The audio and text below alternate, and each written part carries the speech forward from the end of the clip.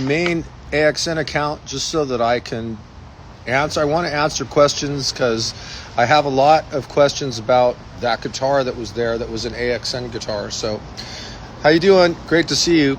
So I wanted to answer just a few questions about that AXN Holoflash guitar. So I'm just going to stick around a little bit and eat lunch and see if anybody wants to talk about that AXN guitar. So I want to say hi to Grace too. What are you doing today? Are you there right now? What's going on, Grace? Did you recover from that NAMM show we were at?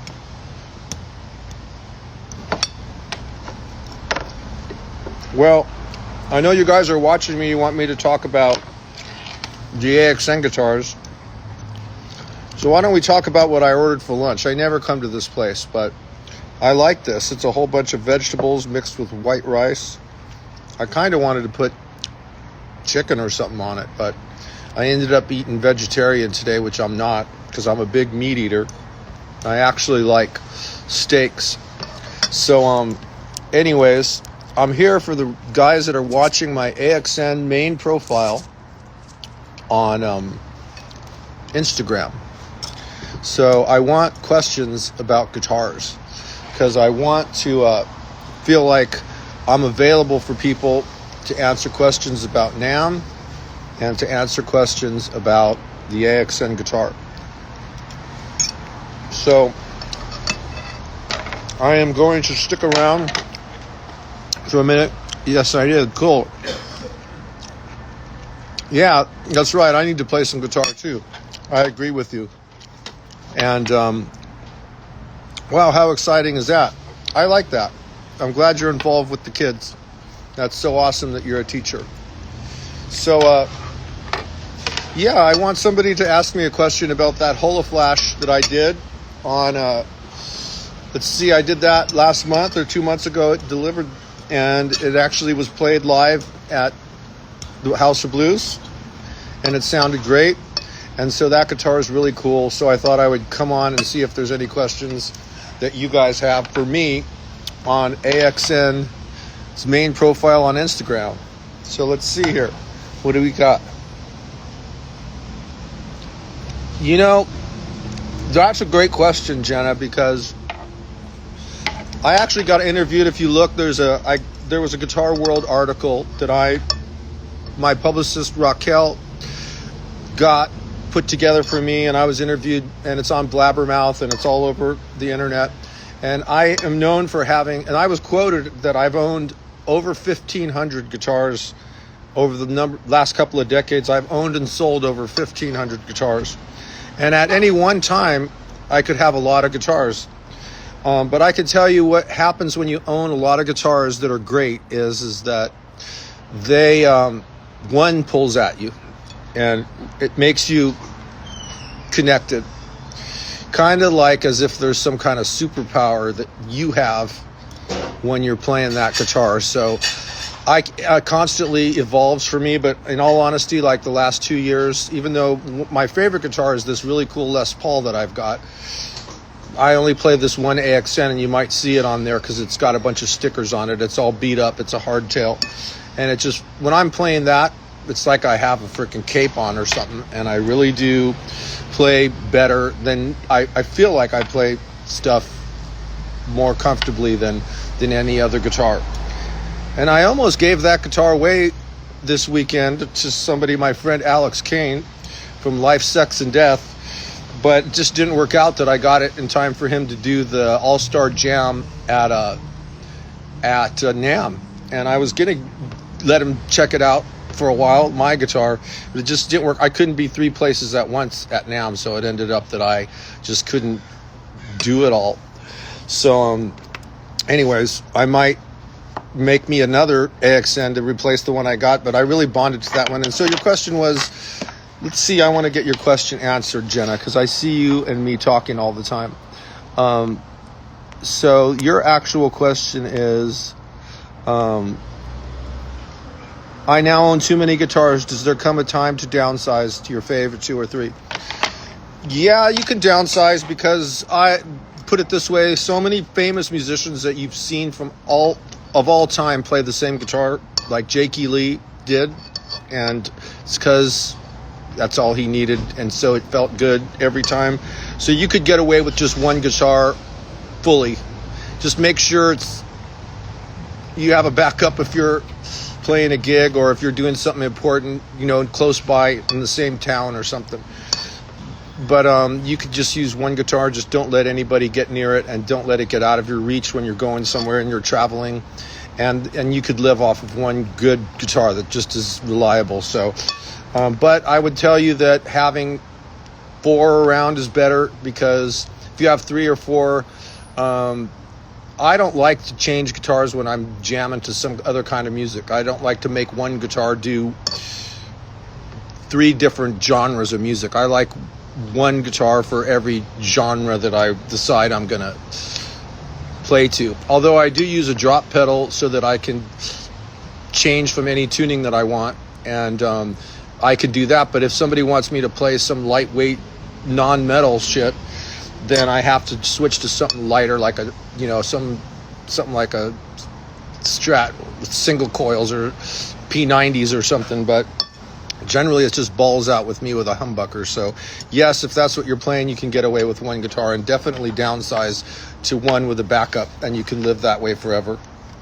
So let's see, what else do we got? Hi, Central London. I love you guys over there. I wish I was down there hanging out with all the punk rockers I know. So let's see. Yeah, me too. I love Joan Jett. Big influence. So let's see. And we did have a kick-ass time at NAMM. That was pretty cool. So Fast Eddie's here. I love you, dude. And let's see. I got 4 people in the room. Let's see how long it takes for anybody else to ask me a question. I know this dude. What's up, man? So, hey, what's up, Davey? Good to see you, man. You need to ask me questions, because I don't think you made it to NAMM, did you?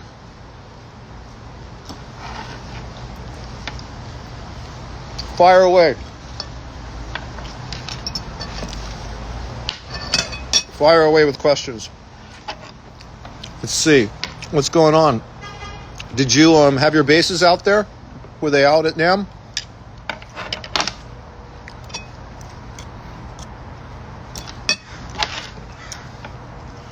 Yeah, a lot of people skipped NAMM this year, and it was a little bit hectic because there was a lot going on in a very short, small, tiny amount of time, which I couldn't spread myself out either. I had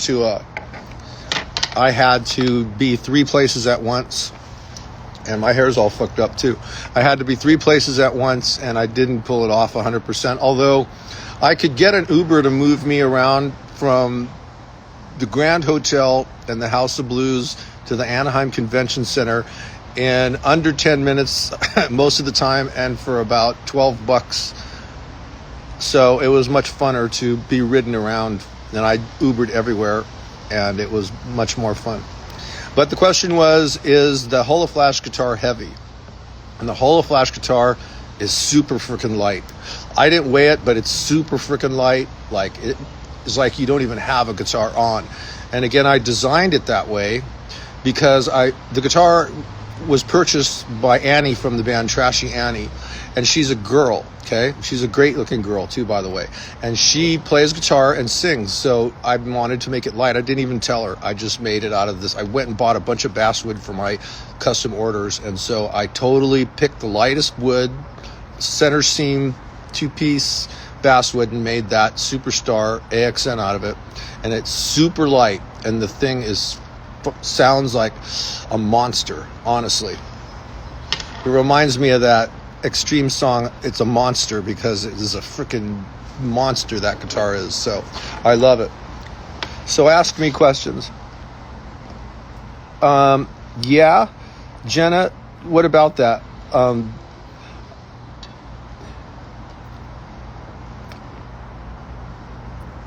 Yeah, let's see, you said you want me to talk about what it was like, because I was a teenager and I got to go to all those clubs on the Strip because I was in a band, and I got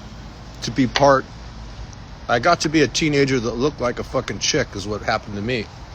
So then I met a supermodel, and after a little bit, I retired. I kind of lived a rock and roll lifestyle, but anyways, I'm single now. So what do we got? I think if you want me to ask me questions about one of the clubs that was there on the strip, or the ones that were there before my time, like, because Motley Crue are older than me, but I was at those clubs. They were way older than me. So, but if the question, I don't know what to answer about the rock clubs in those days. So you have to ask a specific question. And Bumblefoot's a cool guy.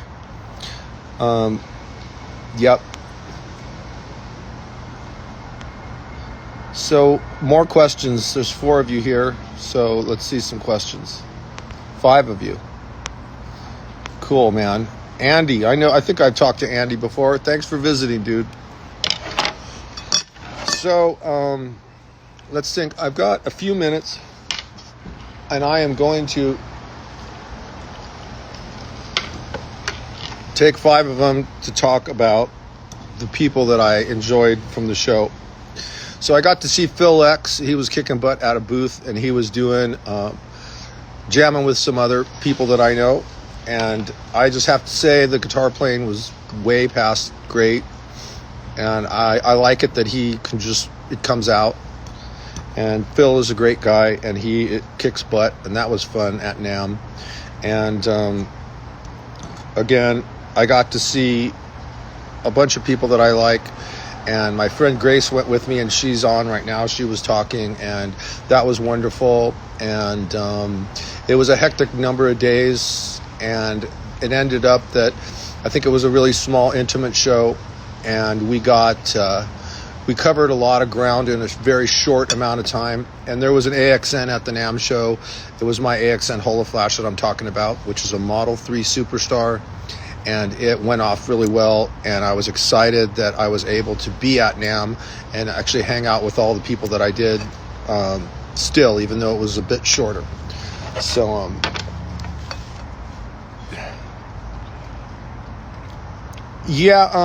I did hang out with MJ, and we talked before, and she agreed. Seymour Duncan pickups is historic with the ground they broke with all the hard rock pickups. And if I talk about MJ, she's a legend in her own time.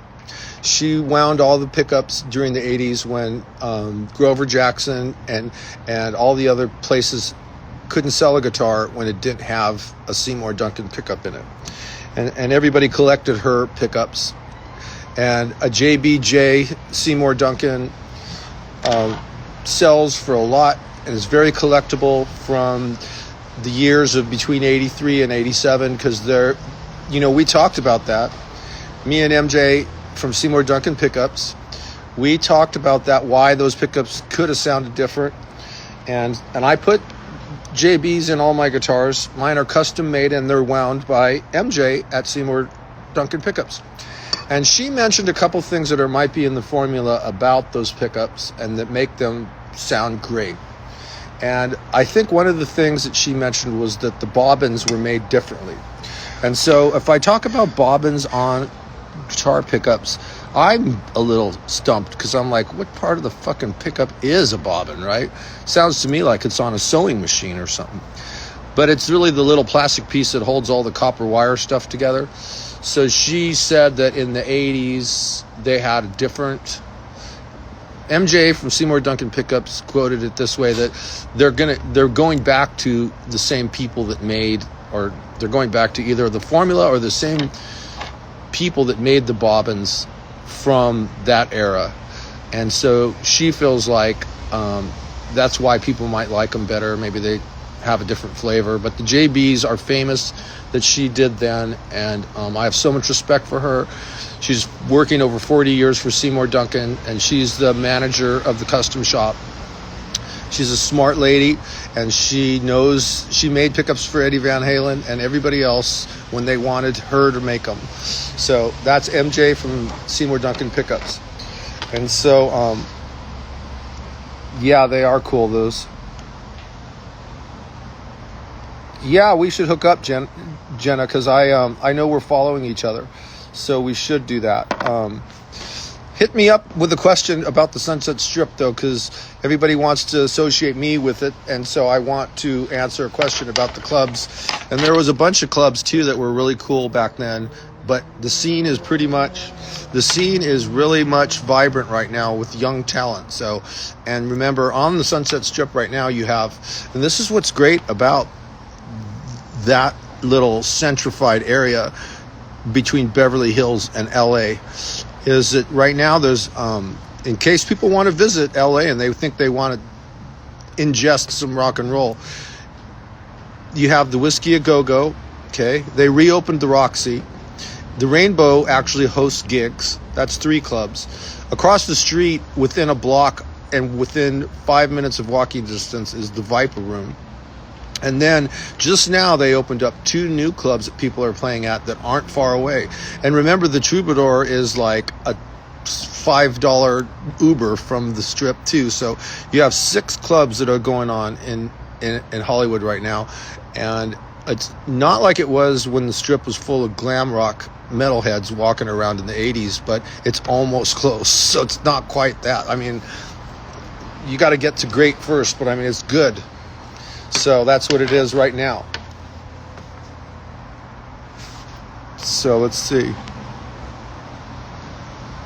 Yeah, there is a little bit. I do have a little bit of history because it's like I said, I used to parade myself around and play gigs and look like a girl. And I probably did look like a girl when I was 20 and when I was 17. So it was really cool. It was a great time, and it was all about being a good musician, and it was all about networking like it is now. And so that's what it was. And let's see. Yeah, it is. Rock and roll is still alive. It is.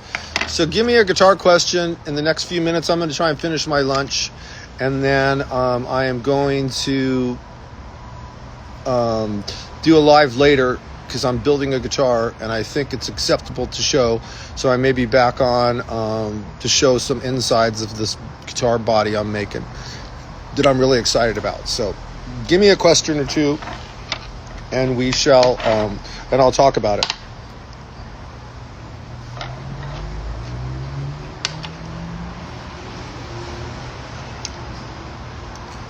There's some other friends I'd really like to hear from today because I saw them burning the candle at both ends at the NAMM show, and some of them were loading on equipment in booths and breaking them down and making themselves useful at NAMM. So I'd like to hear from you guys, and I want to hear questions about the AXN guitars. So I really do.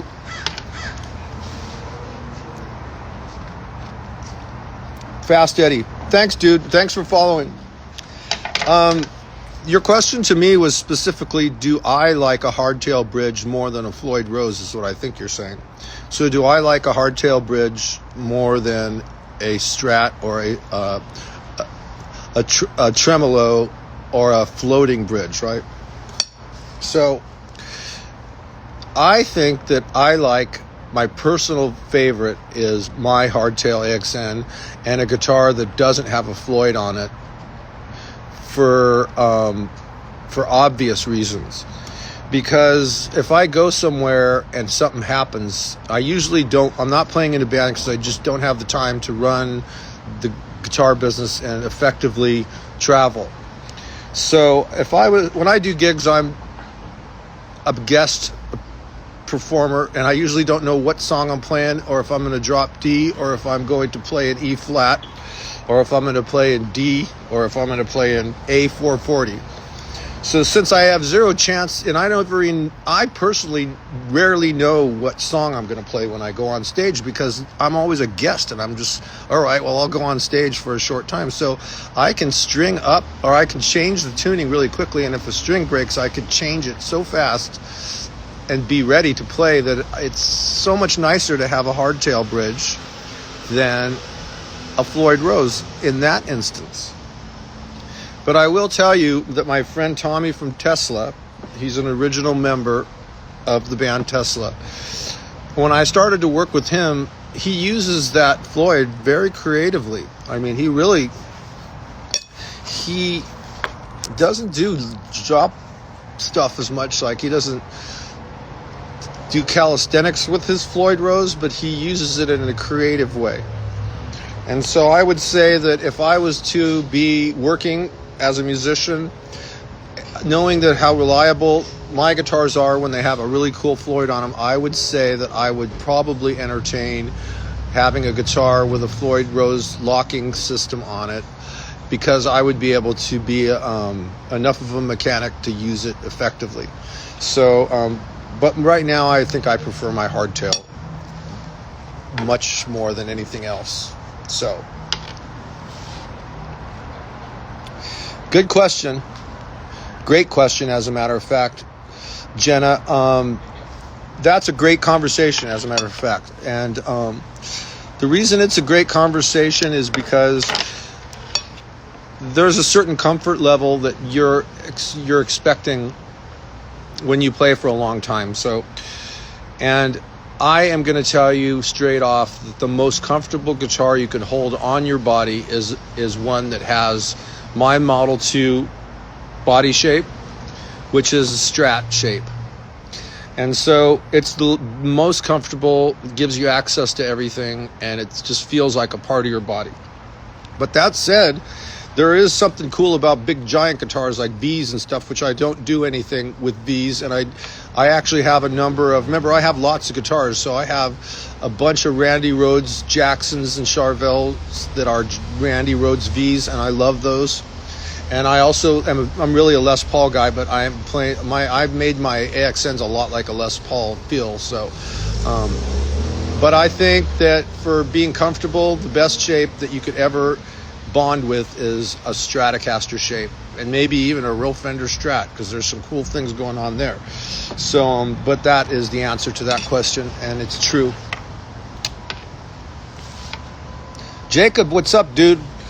Okay, I have to ask Jacob a question. So, what did you think of Phil X's performance, dude? I mean, wow, was that awesome or what? You're lucky that you know, we were all there in one place to check that jam out with Phil, man. He really kicked butt. I wish I would have done more there and talked a little bit about that, because it really was some great playing.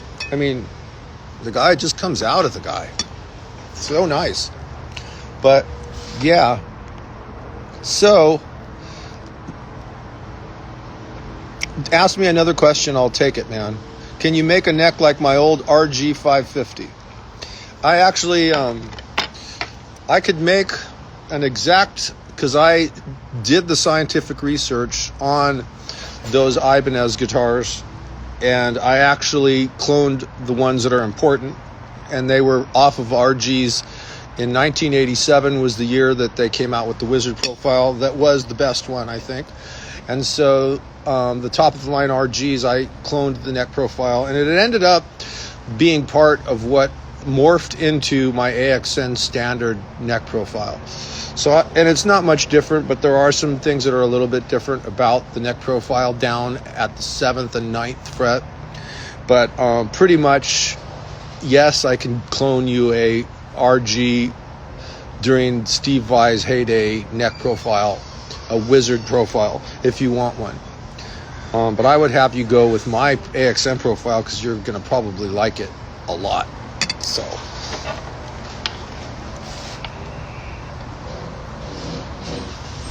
do I remember when Pamela Anderson and friends helped Motley hand out flyers?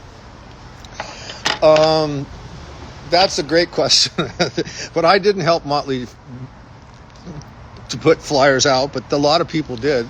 And remember, I was a teenager, so I was like a kid, right? So I could only do certain things because I was not 21. So I had to, luckily my friend, which is a funny story, there was this friend of mine that lived where I did, and he was the drum tech for Tommy Lee.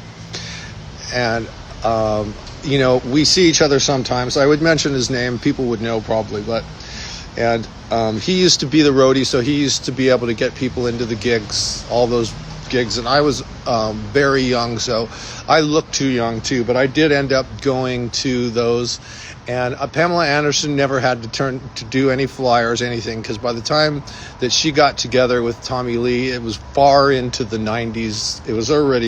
They were already there, and they had already became so big where the Strip was freaking putting up flyers for them on their own. I mean, they were already all over the Strip in photos. I think there was a time period when the Roxy had all Motley pictures all over the place on the outside. So Pamela was way after that.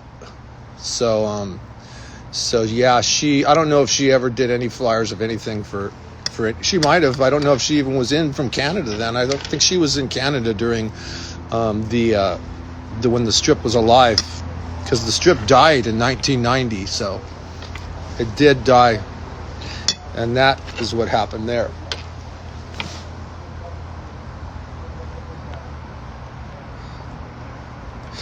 Well, I want you to buy a guitar, Davey, so please do. And good. Well, they should save the music in London because Hanoi Rocks played there. That's why. Cool, Davey. Good. Keep in touch, brother. Yeah, so the thing about Motley is that they were all over everywhere, and they were always just regular dudes, and they did, when you gig every day for a long period of time, they saw a lot of people, they knew a lot of people. But I got to see them at some cool things when Vince, because to me Vince is still the ultimate like rock and roll glamster, and so for him to have the stage persona that he had and carry it as confidently as he had, like, to me Vince is all that. Like, so it kind of makes me wish that they would keep themselves fit and stuff like that, so they could be more like they were. But my respect for the band goes beyond each one of them, because just recently I've been gigging and doing Motley songs, and I've been running through all the, I've been doing some Dr. Feelgood and Girls, and I really got a lot of respect for Mick Mars. So I just have to say that, like, I really do. I have a lot of respect for Mick Mars and his guitar playing now, more so than I ever did, because there was a lot of flash going on with guitar players, and so I really have a large amount of respect for Mick Mars' guitar playing. So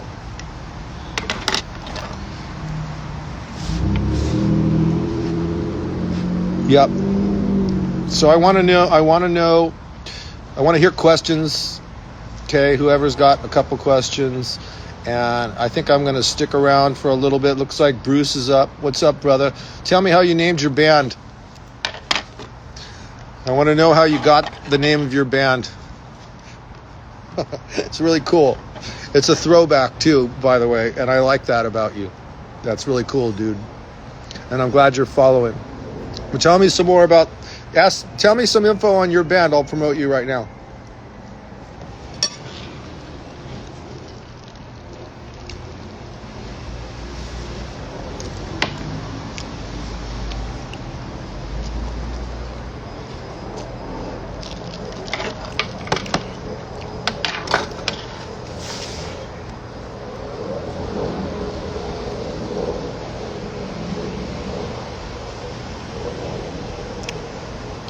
How's Mr. Mars?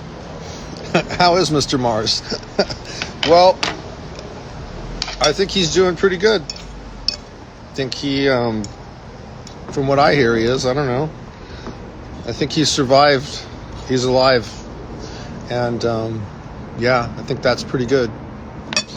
Let's see what other questions I have.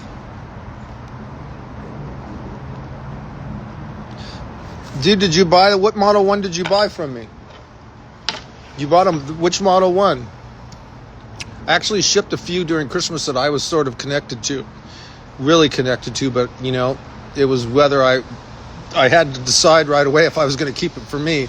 So then I didn't. I sold a bunch of hardtail Model 1s during the holidays, and I was real happy about that. So tell me which one you got.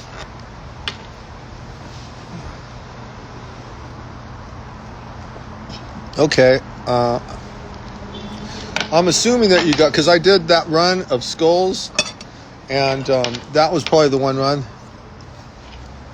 So cool, dude. You got the one.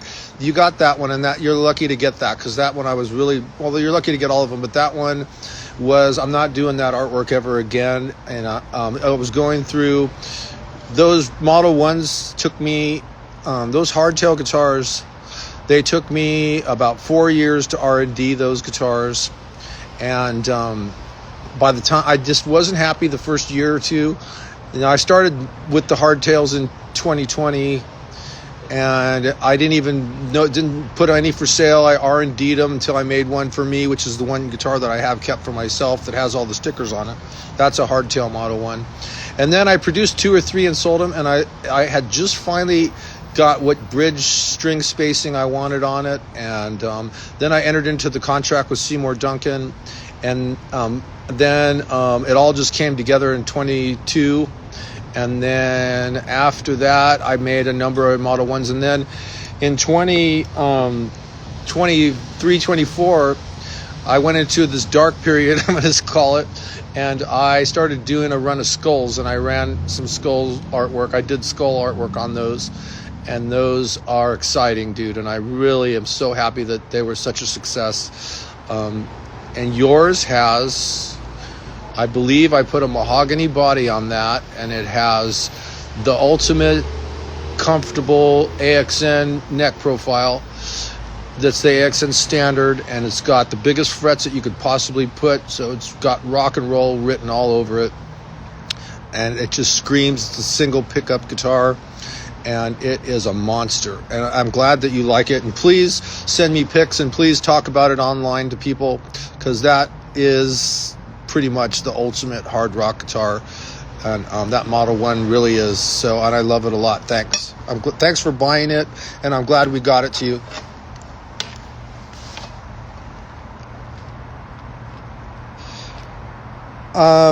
Yeah, I would say yes. Like right now, because I did the guitars with red and white, like, because I was trying to attract attention to the 80s, which was very flashy. And right now, I've been working with a number of people, and I actually am working with Escape the Fate. Me and Maddie are working on a guitar together, and I like a lot of music that transcends. So I'm working on some guitars that kind of got some emo artwork on them. They kind of got some stuff going on, like the Nightmare Before Christmas type artwork shit in my mind. And when it gets on the guitars, inevitably, whatever's percolating up here on the left side of my brain somewhere, I'm going to do some emo guitar artwork on some metal guitars, and they're gonna be black as fuck. They're gonna be dark guitars. Maybe I'll even put, like, I'm gonna put either rosewood or ebony boards on them just to make them dark 100%. So yeah, that's a great question, and look for some of those to be available.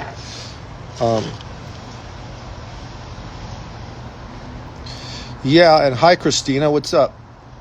And so I am going to stay on a little while. I'm going to answer a few questions. I'm really tired, and I haven't done my makeup, but I'm kind of having a slow lunch, and I kind of got to recenter because NAMM wiped me out. I was really freaking tired, and I'm still tired. And I didn't get sick, though. Some of my friends got whatever, version of COVID that they are talking about. So, but I didn't. I feel pretty good. I got a good night's sleep. And I'm having lunch out here in beautiful Orange County, and I haven't finished it yet. But I am on right now. And I want to mention some of the people at NAMM that I owe a lot to. Hopefully it'll get around. My friend Jimmy, I want to thank him because he runs the Grand Theater. He's the promoter there, and he took good care of me. I saw Lorraine from Femme Fatale, which I had so much fun talking and hanging with her. We did pictures. I'm not going to, this isn't from most important to last important. This is going to be everybody. So I'm so happy to see Sherry from Riot Stitch. So go check out her line of clothes. She makes the ultimate best stuff all by herself. And she is got the energy, some kind of superwoman with a cape or something. She's an awesome person. And me and Dave from Megadeth, we had a great time together. I was happy to spend time with him and Pam, and that was wonderful. And so I got to see Grace. I think she might be on right now. She's my friend, and we're building a cool relationship, and she plays in a Wasp tribute. And I got to see a whole bunch of other rock stars. I don't want to name their names because someone will tell them, hey man, Johnny's talking about you, man, he's talking shit. But you get the picture. And so I just want to say that I really had a great time with all. And then wait a minute, I'm forgetting a couple things. I guess I could talk about that later, but some wild stuff happened too. And but it's all right because we all got home safe. But yeah, I wanted to do that, and I wanted to answer questions, and I'm probably going to go right now, but let's